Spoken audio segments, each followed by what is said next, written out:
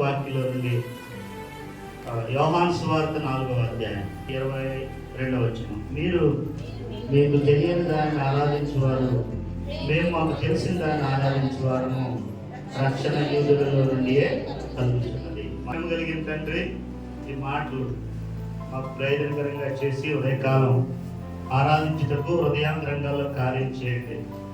గ్రహించి ఎరిగి ఆరాధించుటకే సహాయపడండి. మేము ఏం ఎరిగామో దాన్ని ఆరాధనలో ఉంచడానికి కోరుకునేవాడు. వ్యర్థంగా వడ్డీ మాటలు ఉచ్చరించడం, దేవ ప్రసంగాన్ని అనుసరించి పదాలు పలకడం మాత్రం కాదు. కనుక మీరు ఏది కోరుతున్నారు మీకు అర్పించడానికి ఉదయకాలం సిద్ధపరచండి. దాసుని బలపరచండి. వాక్యలేఖనాలు అందించుకోవాలి. నా ప్రతి బలహీనత మీరు క్షమించి ఆపాదమస్తు శుద్ధి చేసి మీ ఆత్మశక్తి చేత బలం చేత మీరు నింపమని కోరుకుంటూ యేసుప్రభు నామములో ప్రార్థించి వచ్చిన తండ్రి.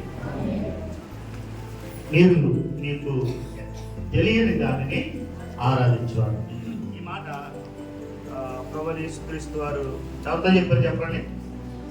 సమరయ స్త్రీతో చెప్తాను. సమరయ స్త్రీతో చెప్తాను. ఎందుకంటే ఆమె ఆరాధన అనే విషయాన్ని ప్రభువుతో ప్రస్తావించింది. ఎవరు ప్రస్తావించారు? మొదట ఎవరెత్తారు తెలుసా? మొదట ప్రభు ఎత్తల ఆరాధన గురించి ఎవరెత్తారు? ఆవిడే ఎత్తారు. ఎవరు? సమరయ స్త్రీయే ప్రభు ఆరాధన గురించి ప్రస్తావన ప్రభు దగ్గర తీసుకొచ్చింది. కొత్త నిబంధనలో ఆరాధన అనే మొట్టమొదటి మాట అక్కడే మనకి కనబడుతుంది.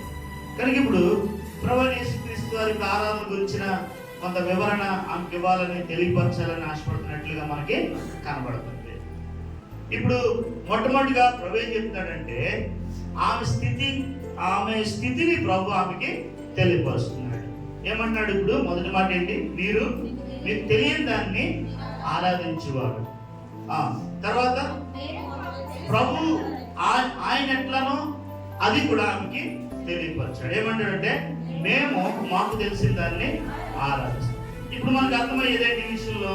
అనేక మంది తెలియకుండానే ఏం చేస్తున్నారు? ఆరాధిస్తున్నారు.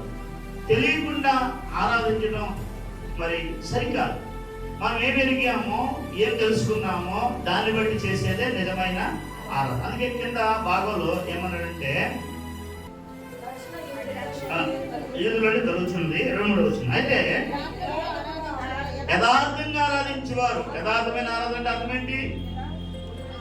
ఏం తెలుసో, ఏం ఎరిగామో, ఏముందో అది మాత్రమే వెల్లడిపరిచేది యథార్థత. అంతే కదా? యథార్థత అంటే అదే కదా. కానీ ఇప్పుడు ప్రభాటాడు యథార్థముగా ఆరాధించేవారు ఆత్మతోనూ సత్యముతోనూ ప్రభువుని ఏం చేయాలంట? ఆరాధించాలి. కానీ మనం యథార్థంగా ఆరాధించాలి, తెలిసి ఆరాధించాలి, తెలియక ఆరాధించకూడదు. అపోస్తలుల కార్యంలో నపుంసకుడు, మన ఇటీవల కూడా ప్రార్థన కూడా చెప్పాడు. నపుంసకుడు ఆరాధించడానికి ఎక్కడికి వెళ్ళాడో తెలుసా? యెరూషలేముకి వెళ్ళాడు. ఎక్కడి నుండి వెళ్ళాడు అంటే ఆఫ్రికా ఖండంలో నుంచి ఆసియా ఖండానికి వచ్చాడు. యెరూషలేము ఎక్కడ ఉందంటే ఆసియా ఖండంలో ఉంది. అతనున్న ఇథియోపియా దేశం ఎక్కడ ఉంది అంటే ఆఫ్రికా ఖండంలో ఉంది. ఒక ఖండాన్ని దాటి మరొక ఖండంలోకి, ఒక దేశాన్ని దాటి మరొక దేశం, ఒక భూభాగం దాటి మరొక భూభాగంలోకి అతను ఎంతో ఆసక్తితో ఆశతో వచ్చాడు. కానీ ఎలాగ ఆరాధిస్తున్నాడు? తెలియకుండా వచ్చాడు. ఆ బండి మీద పుస్తకం చదువుతున్నాడు రథంలో. ప్రభు అతని దగ్గరికి వెళ్ళి కలుసుకోమని ఫిలిప్పును పంపినప్పుడు ఫిలిప్పు రథం దగ్గరికి వచ్చి, అయ్యా నువ్వు చదువుతున్నది నువ్వు గ్రహించుచున్నావా అన్నప్పుడు, అయ్యా అసలు ఈ ప్రవక్త ఆయన గురించి చెప్పుకుంటున్నాడా, వేరు ఎవరి గురించి అన్నా చెప్తున్నాడా? ఈ మాటలేంటి? నాకు ఎవరన్నా చెప్పకపోతే నాకు ఎలాగ అర్థమవుద్ది అని నిమ్మలంగా ప్రవక్తను అడగడం. మనకేం గ్రహింపవుతుంది అక్కడంటే తెలియకుండానే ఏం చేశాడు అనమాట? ఆరాధించడానికి యెరూషలేముకి వెళ్ళాడు. ఎందుకు వెళ్ళాడో తెలియదు. ఆరాధించాడు. ఏం ఆరాధించాడో తెలియదు. ఎందుకు ఆరాధించాడో తెలియదు. అవునా? కనుక ఇలాంటి వాళ్ళం అనేక మంది దేవుని యొక్క మందిరంలో, సంఘంలో ఉంటాం చాలా మంది.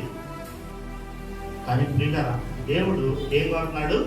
మనం ఎరిగి తెలుసుకొని గ్రహించి మన ప్రభుని ఆరాధించాలని ప్రభు మనల్ని కోరు. కాబట్టి తెలియకుండా ఆరాధించడం కాదు, ఈ ఉదయకాలం మనం ఏం తెలుసుకోవాలి, మనం ఏమి ఎరగాలి అనే విషయాలు కొన్ని మీతో ప్రస్తావించడానికి ఆశపడుతున్నాను. దేవుడు మనం ఎరిగి ఆరాధించాలని కోరు. నిర్గమాకాండం 6వ అధ్యాయం 7వ వచనం. మిమ్మును నాకు ప్రజలుగా చేసుకొని నీకు దేవుడనైందును, అప్పుడు ఐగుప్తీయుల బరువు క్రింద నుండి మిమ్మల్ని వెలుపలికి రప్పించిన నీ దేవుడైన యెహోవాను నేనే అని మీరు ఇశ్రాయేలుతో వారికి కూడా అప్పుడు ఇంకా అతి గ్రహింపు వారికి లేనే లేదని మనకు అర్థమవుతుంది. ఎట్టి గ్రహింపు లేదు, మా దేవుడు నీవే అంటే అర్థం ఏంటి? దేవుని సరైన రీతిగా వారు ఇంకా ఎరగలేదు. నిర్గమాకాండం 6వ అధ్యాయానికి జాగ్రత్త వినండి. నిర్గమాకాండం 6వ అధ్యాయానికి దేవుణ్ణి వారు ఇంకా పూర్తిగా ఎరగలేదు. దేవుడు వారికి పరిచయం అయి ఎన్ని సంవత్సరాలు అయిపోయింది అంటే 400 సంవత్సరాలు అయిపోయింది. అబ్రహాముకు దేవుడిగా పరిచయం చేస్తున్నాడు కదా. అబ్రహాము నుండి ఇప్పటికీ ఎంతకాలం అయిపోయింది? 400 సంవత్సరాలు అయిపోయింది. కానీ దేవుడు ఇప్పుడు ఏమన్నాడండి వీళ్ళతోటి? చదవండి, మళ్ళా చదువుదాము. నాకు ప్రజలుగా చేర్చుకొని మీకు దేవుడినయ్యిందును, అప్పుడు ఐగుప్తీయుల బరువు క్రింద నుండి మిమ్మల్ని వెలుపలికి రప్పించిన మీరు తెలుసుకుంటారు. ఏం తెలుసుకుంటారంటే చాలు, మీకున్న బరువుల క్రింద నుండి మిమ్మల్ని వెలుపలికి రప్పించిన మీ దేవుడను నేనే.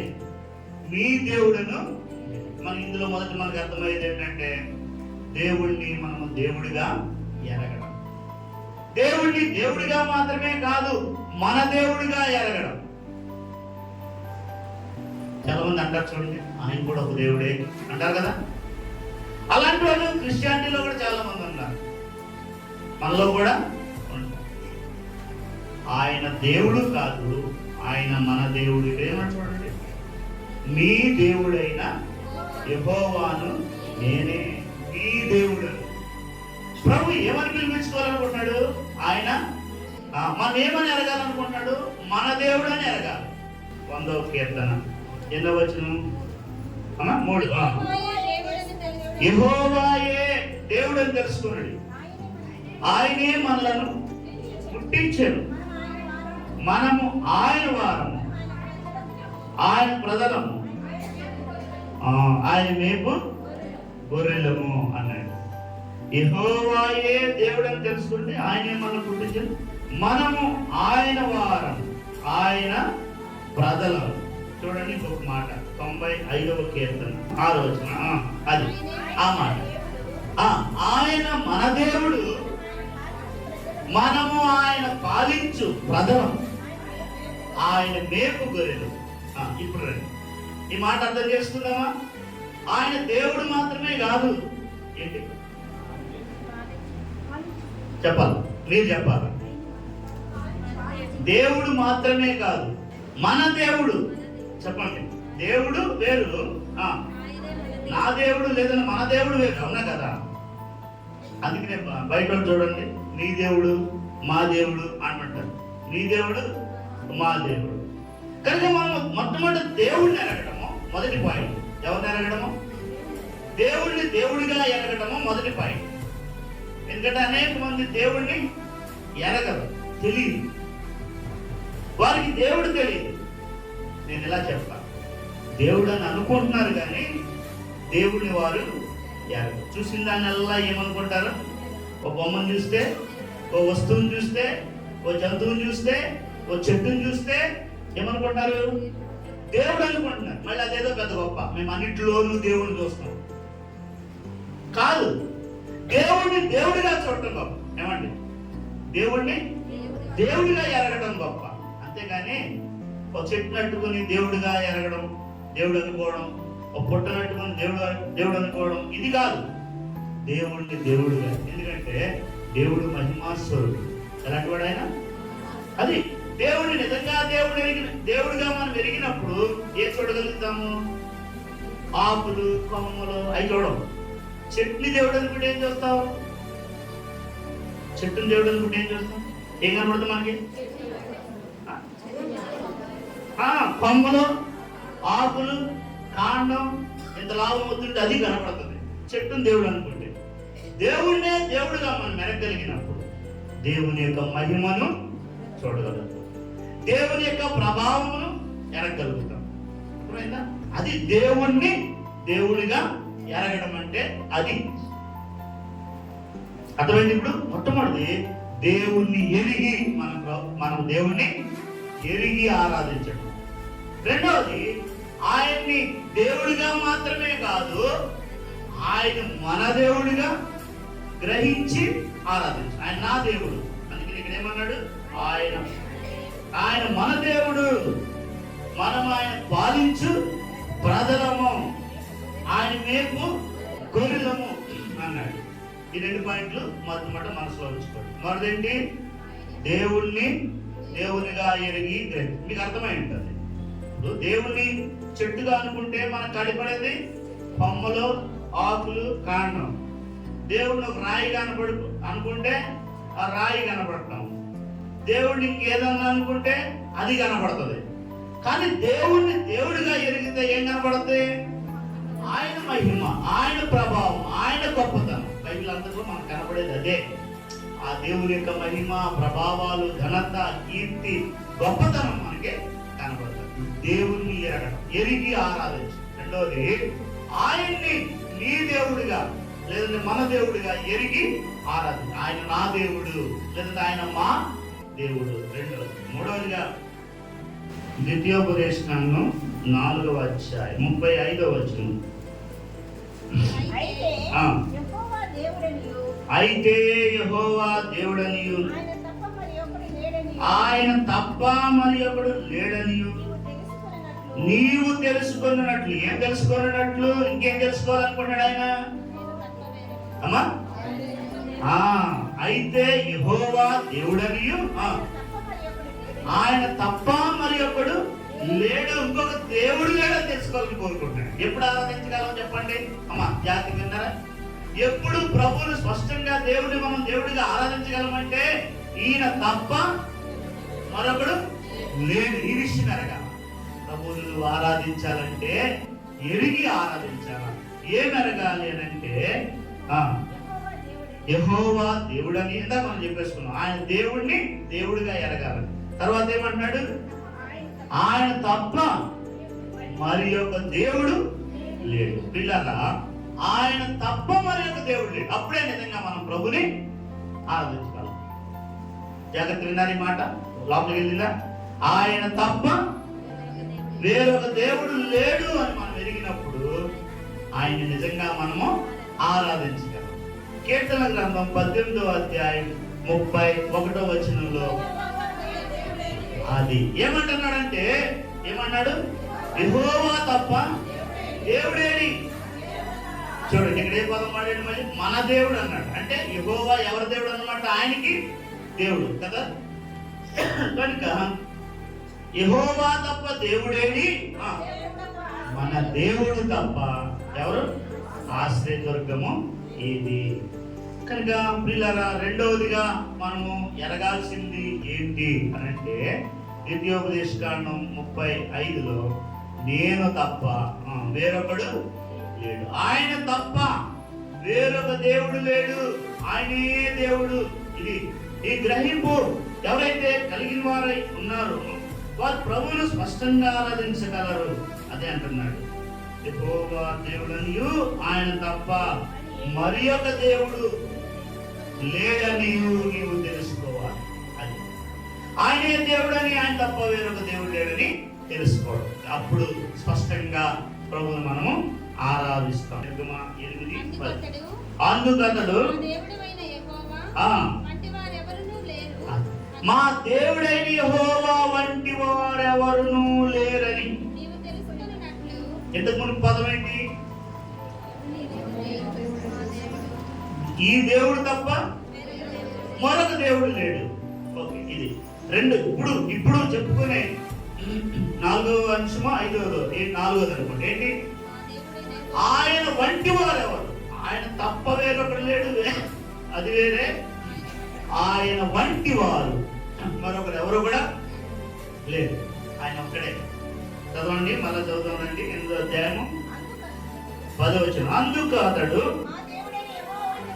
మా దేవుడైన యెహోవా వంటి వారు ఎవరు లేరని నీవు తెలుసుకున్నట్లు. చాలు. ఏం తెలుసుకోవాలి? ఆరాధించేవాడు ఆయన వంటి వాడు, మరొకడు ఎవడు కూడా ఆయన వంటి వాడు. అందుకనే ప్రభు ఇర్మియా గ్రంథం 50వ అధ్యాయం 44వ వచనం.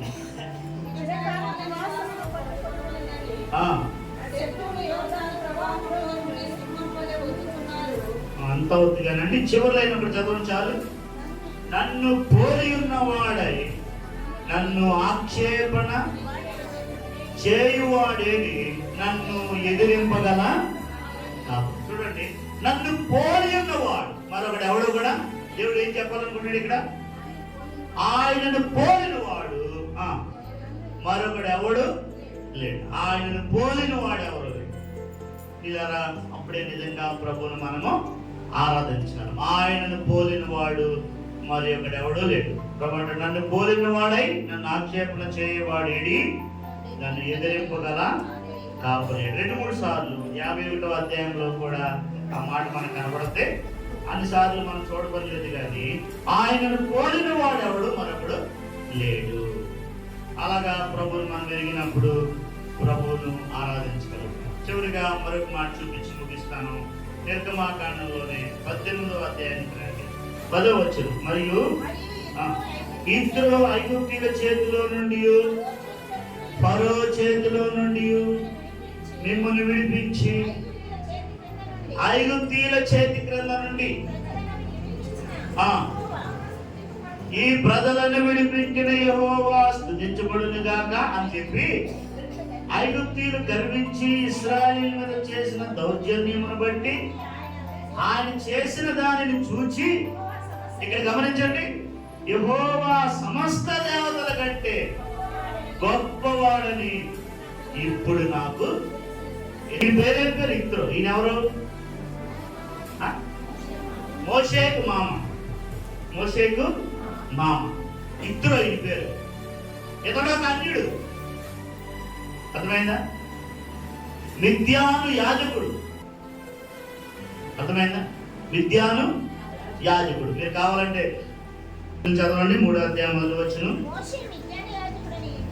మోషే మిద్యాను యాజకుడైన ఇత్రో అను తన మామ మందను.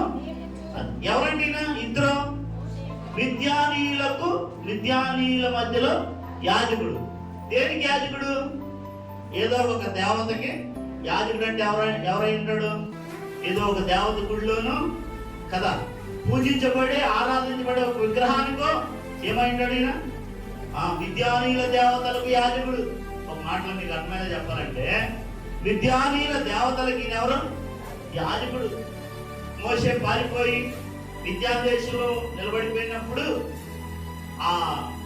ఇతని గొర్రెల మందలను మేపుకుంటూ వెళ్ళినప్పుడు వాటికి నీళ్లు పెట్టడానికి అవకాశం లేనప్పుడు మోషే సహాయం చేశాడు వాళ్ళకి. ఎవరికి?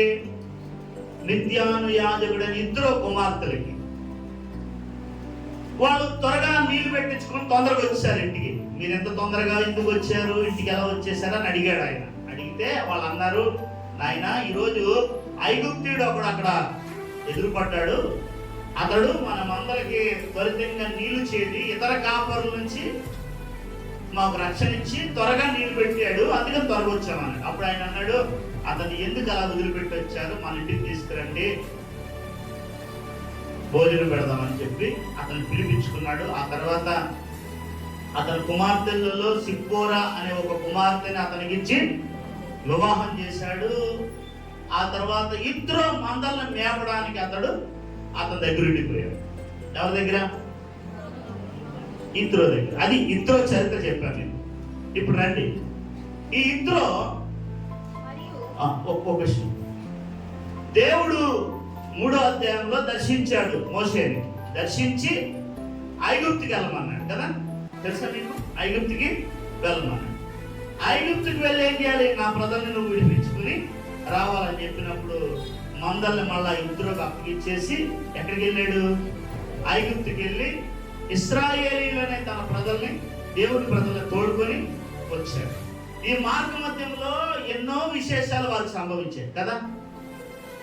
అగ్నిస్తంభం, మేఘస్తంభం, ఫరో సైన్యం వీళ్ళని తరమడం, ఆ అగ్ని మేఘస్తంభం వారిద్దరిని వేరు చేయడం, సముద్రమును దేవుడు 2 పాయలుగా చేయడం, వీళ్ళు ఆవలి ఒడ్డు చేరడం, వాళ్ళు అందులో మునిగిపోవడం, అలాగే మార్గ మధ్యంలో వారికి ఆహారం లేకపోవడం, దేవుడు పైనుండి వారికి మన్నానివ్వడం, వారికి దాహానికి వచ్చినప్పుడు నీళ్లు లేనప్పుడు బండలో నుండి వాళ్ళకి నీళ్లు ఇవ్వడం, అలాగే ఐగుప్తులో దేవుడు ఎన్నో సూచక్రియలు చేసి బలమైన చేతితో వీళ్ళ వెనక్కి అంటే వెలపలికి రప్పించడం, ఇవన్నీ చెప్పాడు అనమాట. ఎవరు?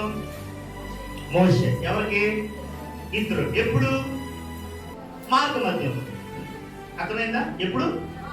మార్గ మధ్యంలో. అంటే అర్థం ఏంటంటే మోషే అక్కడికి వెళ్ళాడు, ఈ కార్యాలన్నీ చేస్తూ ఉన్నప్పుడు తన భార్యని బిడ్డల్ని మళ్ళా ఇద్దరు దగ్గరికి పంపించేశాడు అనుకుంటాం ఇక్కడ. ఎందుకంటే ఆ విషయం రాయబడలేదు. కానీ మోషే యొక్క భార్యని బిడ్డల్ని తీసుకొని వీళ్ళు ఆవలి తీరానికి వచ్చిన తర్వాత పట్టుకొచ్చి వాళ్ళకి అప్పగించడానికి తీసుకొచ్చాడు. ఎవరు? ఇత్రో. అప్పుడు ఇత్రోకి విషయాలన్నీ చెప్తే ఇత్రో అనే మోషే యొక్క మామ ఆశ్చర్యపోయి పలికిన మాట చదవండి. ఇప్పుడు అర్థమైన విషయం. ఐగుప్తీయుల చేతిలో నుండి, ఫరో చేతిలో నుండి మిమ్మల్ని విడిపించి ఐగుప్తీయుల చేతి క్రింద నుండి విడిపించిన యెహోవా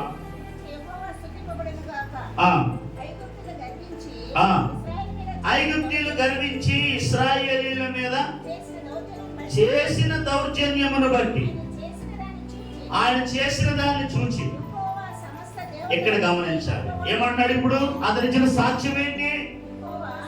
మిద్యాను యాజకుడైన ఇత్రో ఇచ్చిన సాక్ష్యం ఏంటంటే యెహోవా సమస్త దేవతల కంటే గొప్పవాడని ఇప్పుడు నాకు తెలిసింది. అర్థమైందా? ఎప్పుడు తెలిసింది? దేవుడు చేసిన ఈ అద్భుతాలన్నీ చూసినప్పుడు, ఆ ప్రజల్ని బలమైన బాహువులతో బయటికి తెచ్చిన విషయాన్ని ఇతను గమనించినప్పుడు అప్పుడు తనకు అర్థమైంది. ఏమర్థమైంది? ఎందుకు ఈ మాట మాట్లాడాడో మీరు చెప్పనా? మీరు చెప్పండి. ఎందుకు ఈ మాట అన్నాడు? యెహోవా సమస్త దేవతల కంటే గొప్పవాడని నాకు తెలిసింది అని ఎందుకు అన్నాడు? ఏం తెలియదు. ఎందుకన్నాడంటే అతడు ఒక దేవతకు యాజకుడు. అతడు అంతే కదా, మిద్యాను దేవతలకి యాజకుడు. అలాంటప్పుడు అప్పటి వరకు వేటిని గొప్పగా ఎంచుకున్నాడు? దేవతలను గొప్పగా ఎంచాడు. కనుక వాటిని ఆరాధించాడు, వాటిని స్తుతించాడు, వాటికి దీప ధూప నైవేద్యాలన్నీ వాటికి పెట్టాడు. ఈ కాలమంతా వాటికి ఆధికత్వం చేసుకుంటూ వచ్చాడు. ఎవరు? ఇద్దరు. ఎప్పుడైతే దేవుని గొప్ప కార్యాలు చూశాడో, విన్నాడో, అప్పుడు తనకు అర్థమైందంట. ఏమర్థమైంది? ఓహో, నేను పూజించే దేవతల కంటే కూడా. అప్పుడప్పుడు అంటారు, మీ దేవుడు మీకు గొప్ప, మా దేవుడు మా గొప్ప అంటూ ఉంటాడు కదా. ఇద్దరు అలాగే అనుకుని ఉంటాడు. మోసే వాళ్ళ దేవుడు మోసే గొప్ప, మా దేవతలు మా గొప్ప, ఎందుకు కుదురుతారు వీటిని అనుకున్నాడు. ఎలా దేవుడు బయటికి తీసుకొచ్చాక తెలుసుకున్నాడు. ఏం తెలుసుకున్నాడు? సమస్త దేవతల కంటే ఆయన గొప్పవాడు అనే విషయాన్ని ఇద్దరు గమనించి ఏం చేస్తున్నాడు? ఆరాధిస్తున్నాడు, స్తుతిస్తున్నాడు. నిర్గమాకాండం 18వ అధ్యాయం అంటే 10వ వచనం ఏమన్నాడు? చివరిలో చదవండి మన టైం బట్టి. మిమ్మును ఫరో చేతిలో నుండి, ఐగుప్తీయుల చేతిలో నుండి మిమ్మల్ని విడిపించి ఐగుప్తీయుల చేతి క్రింద ఆ మాట ఏమంటాడు చెప్పండి. ఇప్పుడు దేవుడిని స్తుతిస్తున్నాడు. దేవుడిని ఏం చేస్తున్నాడు?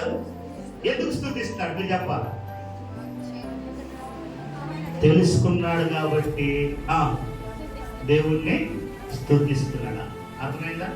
రెండవది చూడండి, ఆయన ఆరాధిస్తున్నాడు. 12 మరియు మోషే మామయ్య ఇద్దరు ఒక దహన బలులను దేవునికి అర్పింపగా అహరోనును ఇశ్రాయేలు పెద్దలను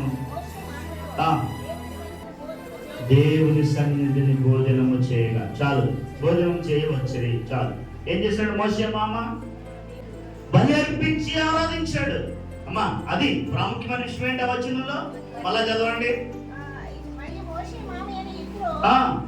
ఒక దహన బలులను దేవునికి అర్పించాడు. వినండి వినండి, ఇప్పుడు రండి. మొట్టమొదటి ఏం చేశాడు? దేవుణ్ణి తెలుసుకుని స్తుతించాడు. తెలుసుకున్న తర్వాత ఏం చేశాడు? స్తుతించాడు. తర్వాత ఆయనకి దహన బలిని అర్పించి దేవుణ్ణి ఆరాధించాడు. అర్థమైందా? కనుక పిల్లలు ఉదయకాలం మన పాట ఏంటంటే, తెలియకుండా మనము ఏదో ప్రసంగంలో 4 మాటలు పలకటం వచ్చింది కదా, అన్ని మాటలు చెప్పాడు కదా అని ఆలోచించడం కదా. నిజంగా నువ్వు దేవుణ్ణి తెలుసుకోవాలి, ఎరుగుండాలి. మొట్టమొదటి ఏమని ఎరుగుండాలి? మళ్ళీ మొదటికి వెళ్తాను వెనక్కి. ఆయనే దేవుడని ఎరిగి ఉంటారు.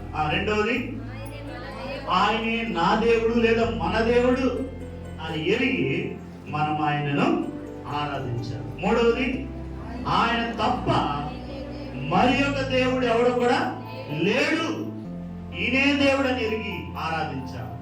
నాలుగవది ఏంటి అని అంటే ఆయన వంటి వాడు మరొకడు ఎవడు లేడు. ఐదవది ఏంటంటే ఈయన సమస్త దేవతల కంటే కూడా గొప్పవాడు. కీర్తనలో కూడా మాట్లాడుతుంది. చూడండి ఏముంటది కీర్తన గ్రంథం. యెహోవా గొప్పవాడనియు మన ప్రభువు ఎవరికంటే గొప్పవాడండి? సమస్త దేవతల కంటే గొప్పవాడని నేను ఎరుగుదును. పిల్లరా, ఈరోజు మన తలం పెట్టి నేను ఎరుగుదును. ఏమెరిగావు? దేవుడని ఎరిగావా? రెండవది ఆయనను నీ దేవునిగా ఎరిగావా? మూడవది ఆయన వంటి వారు ఎవరు? అదే మూడవది. ఆయన తప్ప వేరొకడు లేడని ఎరిగేవా? మూడవది. నాలుగవది ఆయన వంటి వారు ఎవరు లేరని ఎరిగేవా? ఐదవది ఏంటి? సమస్త దేవతల కంటే గొప్పవాడని నేను ఎరుగుతాను. మళ్ళా చదువునా వచ్చును. యెహోవా గొప్పవాడని మన ప్రభు ఎన్న వచ్చినది 135 అంతేనా? 135 ఎవరైనా రాసుకున్నాడు రాసు. మళ్ళీ చదువు. యెహోవా గొప్పవాడనియు మన ప్రభువు సమస్త దేవతల కంటే గొప్పవాడనియు నేను ఎరుగుదు. అది చివరి మాట ఏంటది? నేను ఎరుగుదు. ఎరిగి మనం ఆరాధించు. అవును ప్రియులారా, ఎందుకు అసలు విషయానికి రాలేదు కదా? అసలు విషయం ఏంటంటే 4వ అధ్యాయం, యోహాను సువార్త 4వ అధ్యాయం. వాళ్ళు ఆరాధిస్తున్నారు. ఎలాగ ఆరాధిస్తున్నారంటే తెలియకుండానే ఆరాధిస్తారు. ప్రభు అన్నాడు, మీరు మీకు తెలియని దానిని ఆరాధించేవారు, మేము మాకు తెలిసిన దానిని ఎలాగ ఆరాధిస్తారంట? తెలియకుండానే ఆరాధిస్తున్నారు. ఆ ప్రజల మధ్య జాగ్రత్త వెనుక చివరి మాట, ఆ ప్రజల మధ్య దేవుడు గొప్ప అద్భుతం చేశాడు. ఏం చేశాడు తెలుసా? ఆయన ఎవరో వారికి బయలుపరుచుకున్నాడు. అందుకే యాకోబు బావి దగ్గరికి అలిసిన వాడై ఎండవేళ వచ్చి కూర్చున్నాడు. ఎక్కడ కూర్చున్నాడు? యాకోబు బావి దగ్గర కూర్చున్నాడు. అర్థమైందా? ఎందుకు? ఆయన ఎవరో, ఆయన ఏమై ఉన్నాడో వారు ఎదగాలని, వారు తెలుసుకోవాలని, ప్రత్యక్షపరచాలని వచ్చాడు. 4వ అధ్యాయం యాకోబు బావి దగ్గర కూర్చున్నాడు. ఈ అపాత్మురాలు అనిపించుకున్న ఈ స్త్రీతో సంభాషణ ఆయనకి ఏం సంబంధం అని తెలియాలి. కానీ ఆమె అంటుంది, ఒక వచనం చెప్పింది ఆమె, ఒక మాట చెప్పింది ఆమె. రండి 4వ. ఆ స్త్రీ ఆయనతో ఒక నిరీక్షణ ఉంది ఆమెకి. ఏంటంటే పాపంలోనే ఉంది, కానీ ఏముంది? ఒక నిరీక్షణ ఉంది. ఏమంటది? క్రీస్తనబడిన, వింటున్నారు కదా అందరూ? క్రీస్తనబడిన మెస్సియా వచ్చినని నేను ఎరుగుదును. ఏం ఎరిగింది? మెస్సియాని ఎరగల. జాగ్రత్తగా వాక్యాన్ని అర్థం చేసుకో. ఏం ఎరగలేదు? మెస్సియాని ఇంకా తెలుసుకోవాలా, మెస్సియాని ఇంకా ఎరగల. అందుకే పాపంలో ఉంది. వింటున్నారా? అందుకే ఎక్కడ ఉంది? పాపంలో ఉంది. కానీ ఒక నిరీక్షణ ఉంది. ఏంటా నిరీక్షణ అంటే క్రీస్తనబడిన మెస్సియా వస్తాడని మాకు తెలుసు. చదవమ్మా. ఆయన వచ్చినప్పుడు అది ఆమె నిరీక్షణ. అదే ఆయన వస్తాడు, వచ్చినప్పుడు మాకు సమస్తం తేటతెల్లం చేస్తాడు. ఆయన ఎవరో తెలియపరుస్తాడు, దేవుడు ఎవరో తెలియపరుస్తాడు, మేము ఎలాగా ఆరాధించాలో తెలియపరుస్తాడు. అన్ని నిరీక్షణతో కనబడుతుంది. కానీ మెస్సియాని ఇంకా తెలుసుకోలేని కారణం చేత పాపంలో ఉంది. ఆ రోజు మెస్సియాని తెలుసుకుంది. ఆ రోజు తన కొండ బావి యొద్ద విడిచిపెట్టి ఊర్లోకి వెళ్ళిపోయి, నేను చేసినవన్నీ, నాతో చెప్పినవన్నీ చూడటానికి మీరు రండి, ఈయన క్రీస్తు కాడని ఊరందరిని పిలుచుకొచ్చింది. పిలుచుకొచ్చాక వాళ్ళకు కూడా అప్పుదాకా తెలీదు, ఈమెలాగానే ఉన్నారు. వీళ్ళేదో నీతి మందుల్లా కనబడుతున్నారు, కానీ వీళ్ళకున్న గ్రహింపు కూడా అంతంత మాత్రమే. ఇప్పుడు అంటున్నారు, రండి నేను ఒక మాట చూపించి వెళ్ళిపోతాను.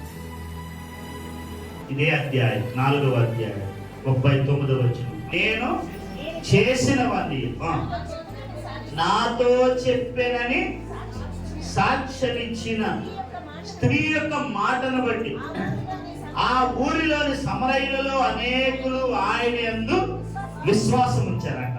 చదవమా. ఆ సమరయులు ఆయన యొద్దకు వచ్చి వేడుకొనిరి కనుక 2 దినములు ఉన్నాడంట. ఆయన మాటలు వినినందుకు ఇంకా అనేకులు నమ్మి ఆ స్త్రీని చూచి, ఇక మీద నీవు చెప్పిన మాటను బట్టి కాక, తర్వాత గట్టిగా చదవండి, మా మట్టుకు మేము విని ఈయన నిజముగా లోకరక్షకుడని తెలుసుకున్నారంట. అమ్మా, ఏం తెలుసుకున్నారు? ఆరాధించే నీకు తెలవచ్చిందేంటి ప్రభుని గురించి అనంటే ఏం తెలవాలి? ఈయనే నిజముగా లోక రక్షకుడు. వారు అది నాన్న ప్రభువును ఆరాధించారు. ఏమని ఆరాధించారంటే, అయ్యా నీవే లోక రక్షకుడు. రండి, ఏం తెలవాలి మనకి? ఆ రోజు ఏం తెలవాలి? ఆయనే లోక రక్షకుడు. అర్థమైందా? ఆయనే లోక రక్షకుడు, రక్షించేవాడు. యేసు అనగా అర్థమైంది రక్షకుడు అన్నారు. యేసు అంటేనే అర్థమైంది రక్షకుడు అన్నారు. క్రీస్తు అంటే అభిషిక్తుడు అన్నారు. రక్షించుడు కొరకై అభిషేకం చేయబడి పంపబడిన వాడని అర్థం. అది నాన్న సమరయుల పాళెమంతా, ఆ గ్రామమంతా కూడా ఏం చేశారు? ఇంకా మన బలం ఆయన తెలుసుకున్నారు. ఆయన ఏం చేశారు? తెలుసుకున్నారు. పిల్లరా, తెలుసుకొని మనం ఆరాధించాలి. అంతకుముందు ప్రభు ఏమన్నాడు? మీకు తెలియని దానిని సమరయులందరూ కూడా ఆరాధించారు. ఎలా ఆరాధించారు? తెలియకుండానే ఆరాధించారు. కానీ ఒక నిరీక్షణ అయితే ఉంది, మెస్సియా వస్తాడు, ఆయన వచ్చినప్పుడు సమస్తం మాకు తెలియపరుస్తాడు అనేదైతే ఉంది. కానీ ఈయనే మెస్సియా అని తెలియదు. ఆ రోజున ఆయన మెస్సియాని తెలుసుకొని ఇంకా 2 దినాలు వారితో ఉండమని ఆయన బ్రతిమాలుకొని, తర్వాత ఆ స్త్రీతో అంటున్నారు, అమ్మ నిజమే, మొట్టమొదట నీవు చెప్పిన మాటను బట్టి ఆయన దగ్గరికి వచ్చాం, కానీ ఇప్పుడు మేము ఎరిగాము, మేము తెలుసుకున్నామంటే ఈయనే నిజముగా లోకరక్షకుడని తెలుసుకున్నాము. నీలాగా ఎరుగుదురా, దేవుడిని ఎరుగుదురా మొదటి. రెండవది, నీ దేవుడిగా ఆయన ఎరుగుదువా. మూడవది ఏంటండి? ఆయన తప్ప వేరొకడు లేడని, వేరొక దేవుడు. తర్వాత నాలుగోది, ఆయన వంటి వారు లేరు. ఆయన తప్ప వేరొక దేవుడు లేడు, ఆయన వంటి దేవుడు లేడు. మూడవది. ఐదవది, సమస్త దేవతల కంటే ఆయనే గొప్పవాడు. అంత మాత్రమే కాదు, ఆయన లోకమునకు ఎవరైనా రక్షణ. ఒక రోజున, నేను ఎక్కువ వివరించడానికి టైం లేదు, కానీ ఒక రోజున అదేంటది షడ్రాక్, మేషక్, అబేద్నెగో అనే వారిని ఎక్కడ పడేశారు? అగ్నిగుండంలో పడేశారు. అంతకుముందు రాజు ఒక మాట అన్నాడు. దానియేలు గ్రంథం 3:17 చదువుదాం రండి. వాకాను పిల్లందరూ విని పెద్ద వీణులు వీణులు సింఫోనీలు విభజికులు సకల విధములకు వాద్యధ్వనులను మీరు విను సమయంలో సాగిలపడి నేను చేయించిన ప్రతిమకు నమస్కరించడానికి సిద్ధంగా ఉండి నేరలా సరే మీరు నమస్కరింపనేరలా తక్షణమే మండుచున్న వేడిమి గల అగ్నిగుండంలో మీరు వేయబడతారు. తర్వాత నా చేతిలో నుండి మిమ్మల్ని విడిపింపగల దేవుడు ఎక్కడున్నాడు అనే ప్రశ్న. ఏంటంటున్నాడు? నా చేతిలో నుండి మిమ్మల్ని విడిపించగల దేవుడు ఎక్కడున్నాడు? ఎవడు లేడు. అదే కదా నెబుకద్నెజరుకి అభిప్రాయం ఏంటి? నెబుకద్నెజరు తలంపు ఏంటి? ఎవడు లేడు. ఎవడు విడిపిస్తాడు రా నా చేతిలో మిమ్మల్ని? అలాంటి దేవుడు ఎవడున్నాడు? తెలియదు. రండి అంటున్నాడు కదా. 29 వచ్చేసారు. 28 చదవండి. నెబుకద్నెజరు షద్రకు మేషాకు అబేద్నెగో వీరి దేవుడు. అబ్బో ఏం కారణం? తెలుసుకున్నాడు, ఎరిగాడు. అందుకంటున్నాడు. ఇప్పుడు ఏమన్నాడు? అప్పుడు ముందేమన్నాడు? నా చేతిలోంచి విడిపించే దేవుడు ఎవడరా? దేవుడు ఎక్కడున్నాడు రా అన్నాడు. ఇప్పుడు ఏమన్నాడు? షద్రక్ మేషక్ అబేద్నెగోను వీరి దేవుడు తెలుసుకో. దేవుడు ఎరుగుతున్నాడు. తర్వాత చదవమా. తన దూత నంపి తన ఆశ్రయించిన దాసును రక్షించెను. వారు తమ దేవునికి గాక నమస్కరింపబడి అప్పగించి రాజకాజ్ఞలు వ్యక్తపరచురి. కాగా నేను ఒక శాసనం ఏంటది? ఈ విధముగా రక్షించుటకు సమర్థుడకు దేవుడు గాక మరి ఏ దేవుడును. ఇప్పుడు ఏమన్నాడు? మొట్టమొదటి అన్నాడు నా చేతులోంచి విడిపించగల దేవుడు ఎవడు లేనరా. ఇప్పుడేమన్నాడు? ఈయనే రక్షించడానికి సమర్థుడైన దేవుడు, ఈయన తప్ప మరొక దేవుడు లేడు. మనం ఎరిగి ఆరాధించాలి. అమ్మా నిద్రపోయి చెప్పండి. చెప్తారా? నిద్రపోయేవాడు ఎరిగి ఆరాధించాలి. వింటున్నారా? దేవుణ్ణి మనము ఎరిగి గ్రహించి ఆరాధించాలి. ఈ రోజున నువ్వేమి గ్రహించావో నేను ఏమి పాయింట్లు ఇవ్వట్లేదు. ఏం ఆరాధించాలి మీరు? నువ్వు ఏమి ఎరిగావో ఆయన నీకు దేవుడని ఎలా ఎరిగావో, ఆయనకి ఎలా దేవుడై ఉన్నాడో అర్థమైందా? దేవతల కంటే దేవుల కంటే ఆయన ఎలా గొప్పవాడో, ఆయన తప్పు వేరొకడు లేవుడని నీకున్న గ్రహింపేంటో, ఆయన నిన్ను ఎలా రక్షించాడో అట్టి గ్రహింపుతో ప్రభువును ఈ ఉదయకాలం నువ్వు ఆరాధిస్తారు. అలాగా ఇప్పుడు దాకా పాయింట్లు ఇస్తే పాయింట్లు ఆరాధిస్తారు. ఈవేళ మీ గ్రహింపును బట్టి మీరు ప్రభువును ఆరాధించారు. ప్రభుని ఎలా తెలుసుకున్నావు? ప్రభుని ఎలా గ్రహించావు? ఎంత లోతుకెళ్ళావు? ఏం పెరిగావు? ఆయన గురించి నీకేం తెలుసు? వాటిని బట్టి ఉదయకాలం ప్రభుని అంత మాత్రమే కాదు, ఆయన నిన్ను ఎలా రక్షించాడు, నీకు ఎలా రక్షకుడు అయ్యాడు అంటారా? నీకు ఎలాగా రక్షకుడు అయ్యాడు, నీ కొరకు ఏం చేశాడు రక్షించడానికి, నువ్వు ఎలాగా ఆయన ఎరిగావు, ఎలా నిన్ను దర్శించాడు, ఎలా నిన్ను పట్టుకున్నాడు, నేటికి ఎలా నిన్ను కాపాడుతున్నాడు, ఎలాగ నిన్ను ఆయన వెంబడిస్తున్నాడు, ఎలాగా నిన్ను భద్రపరుస్తున్నాడు. అంతేకాదు నీకేమివ్వబోతున్నాడు కదా. ఇది కూడా ఆరాధన అంశం. ఏంటి నీ నిరీక్షణ ఏంటి? నీకేమివ్వమంటే క్రీస్తు అనబడిన ఏం తెలియదు ఆవిడకి, ఆరాధన కూడా తెలియదు, కానీ ఒక విషయం తెలుసు. ఏం తెలుసు? క్రీస్తు అనబడిన మెస్సియా వచ్చినప్పుడు మాకు సమస్తం తేటతల్లం చేస్తుంది, నిరీక్షిస్తుంది, కనిపెడుతుంది. అలాగైతే పీడ సహోదరి నీ నిరీక్షణ ఏంటి? ప్రభు నమ్మావు భూలోకం వరకేనా, లేదంటే ఏదైనా నిరీక్షణ ఉందా? ఈ జీవితం తర్వాత, ఈ లోకం తర్వాత, లేదా మరణించిన తర్వాత నీకు ఏదైనా ఆయన సమకూరుస్తాడనే ఏదైనా నిరీక్షణ నీకుందా? ఆమెకుందా లేదా? ఆరాధించలేకపోతుంది, కానీ ఏం కలిగి ఉంది? నిరీక్షణ. ఆరాధించలేకపోతుందని అనుకుని తప్పు, ఆరాధిస్తుంది కానీ తెలియకుండా ఆరాధిస్తుంది. కాబట్టి నిరీక్షణ తెలిసి ఆరాధించే నీకు ఏముండాలి? ఒక నిజమైన నిరీక్షణ, జీవముతో కూడిన. పేతురు తన పత్రికలు అంటున్నాడు ఏమని? ఎంతైనా పేతురు తన పత్రిక అంటాడు జీవముతో కూడిన నిరీక్షణ. ఆయన మరణించి సమాధి చేయబడి తిరిగి లేచుడు ద్వారా మనకేం దొరికింది? ఏమొచ్చింది? జీవముతో కూడిన అంటే అర్థం ఏంటంటే నేను కూడా మరణించినా సమాధి చేయబడినా నేను మళ్ళా తిరిగి లేస్తా. ఆయన వలె ఉంటా, ఆయనతో ఉంటా, ఆయన రాజ్యంలో ఉంటా. ఇది జీవముతో కూడిన విదేశం. రండి, కొంత సమయం నువ్వేం ఎరిగావో ఈ ఉదయకాలం చెప్పిన మాటల్ని ఎంతో ఉంచుకొని ప్రభుని ఆరాధించడానికి ప్రయత్నించి పరిశుద్ధాత్మ దేవుడు నీకు సహాయపడి నీ నోట నా నోట యుక్తమైన శ్రేష్టమైన ఆరాధన ఈ ఉదయకాలం ఉంచుగా ప్రభును ఆరాధించుకుందాం, మోకరించుకుందాం.